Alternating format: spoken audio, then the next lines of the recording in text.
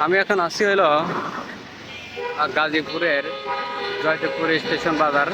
আর এটা হচ্ছে আপনার পুলিশ সুপারের কার্যালয় গাজীপুর। আর পাশে রয়েছে বিশাল বিশাল আপনার শোরুম। এটা হচ্ছে আপনার সেই গাজীপুরের শহর, জয়দেবপুরের শহর আর কি।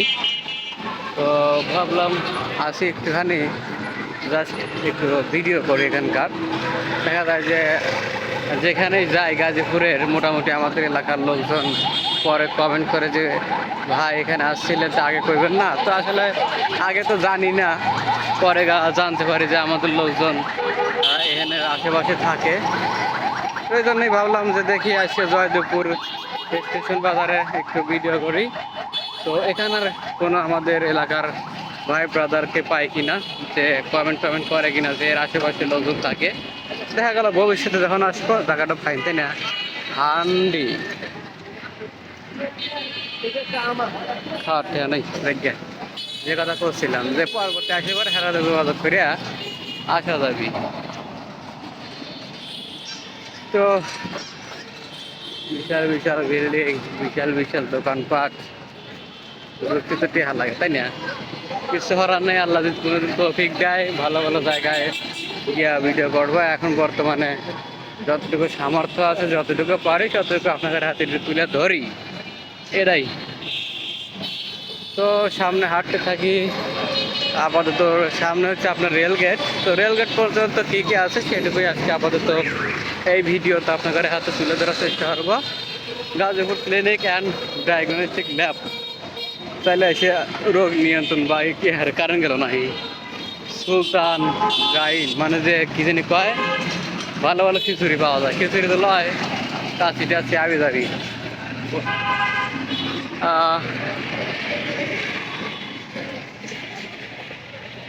তবে পরিবেশটা ভালো, কিন্তু দেখেন ওই সামনে হলো ডিশ লাইন ওয়াইফাই তার লেগিয়া অবস্থা একদম মানে পচা খালাইছে।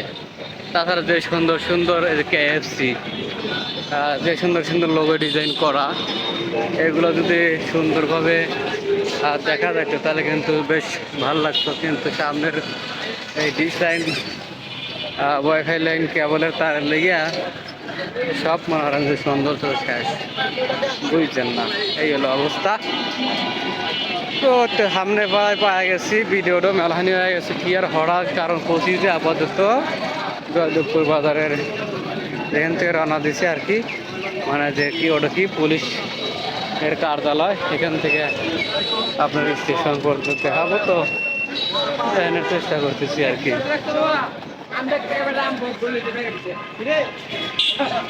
তা আমি হইলে আমার যখন যেখানে যাই সেটাই ভিডিও করি, কারণ আমি তো আর প্রফেশনাল ভিডিও ম্যান না যে ভালো ভালো জায়গা আপনাকে দেখানো পারবো। তো সেটা পারি না আর কি। যা পারি সেইটাই মোটামুটি তুলে ধরার চেষ্টা করি আর কি, বুঝছেন? নিরাপদ আবাসিক হোটেল আইসর পারেন। তারপরে হলো মুক্তিযুদ্ধ কোয়ার্টার না লেখা রয়েছে। চার মুখে গাড়ি বাপু, কোনে মুখে ক্যামেরা ধরবো, কাজে অফিস আছে বিয়ে হইব চালি পারে এত কে আবার পৌঁছে তালি